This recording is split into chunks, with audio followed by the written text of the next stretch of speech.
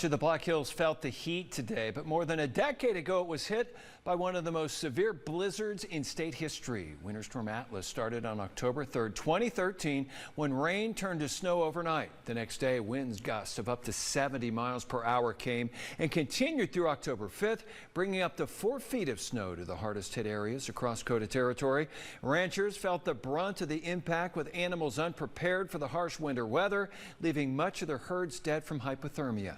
Multiple 16-hour work days were needed to clean up snapped poles and power lines and to clear fallen trees and branches to bring power back to those left in the dark. The blizzard set the record for the most snow in the month of October.